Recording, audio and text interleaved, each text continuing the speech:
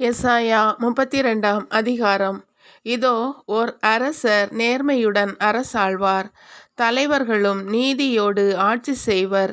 ஒவ்வொருவரும் காற்றுக்கு ஒதுங்கிடமாகவும் புயலுக்கு புகலிடமாகவும், வறண்ட நிலத்தில் நீருள்ள கால்வாய் போலும், காய்ந்த மண்ணில் பெரும் குன்றின் நிழல் போலும் இருப்பர்.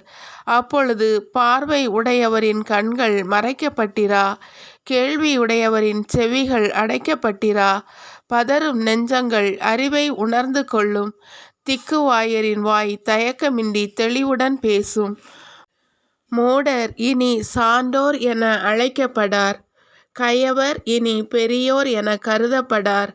ஏனெனில் மூடர் மடமையாக பேசுகின்றனர், அவர்களின் மனம் தீமை செய்ய திட்டமிடும்.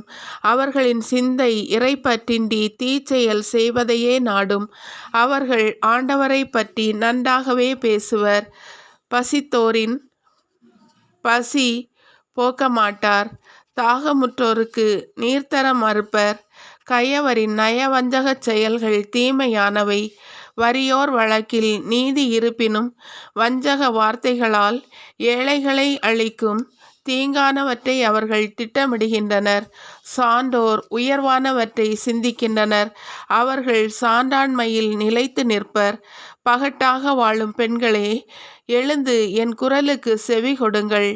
கவலையற்ற புதல்வியரே, என் வார்த்தையை கேளுங்கள். கவலையற்ற பெண்களே, ஓராண்டும் சில நாட்களும் சென்றபின் நீங்கள் நடுநடுங்குவீர்கள். ஏனெனில் திராட்சை அறுவடை அற்றுப்போகும், கனி கொய்யும் காலம் இனி வராது. பகட்டாக வாழும் மங்கையரே, அஞ்சி நடுங்குங்கள்.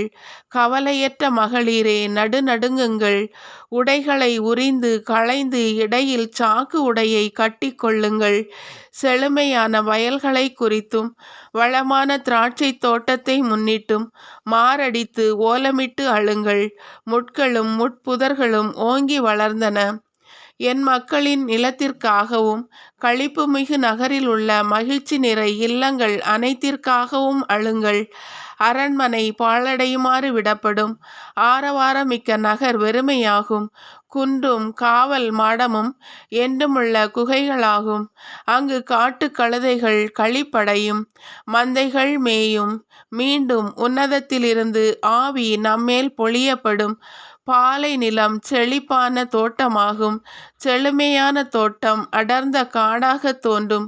நீதி பாலை நிலத்தில் குடிகொண்டிருக்கும், நேர்மை வளமான வயல்களில் வாழும். நேர்மையால் வரும் பயன் நல்வாழ்வு, நீதியால் விளைவன என்றுமுள்ள அமைதியும் நம்பிக்கையும். என் மக்கள் அமைதி சூழ் வீடுகளிலும் பாதுகாப்பான கூடாரங்களிலும் தொல்லையற்ற தங்குமிடங்களிலும் குடியிருப்பர். ஆனால் காடு அழிய கல்மழை பொழியும், நகரம் தாழ்நிலை அடைவது உறுதி.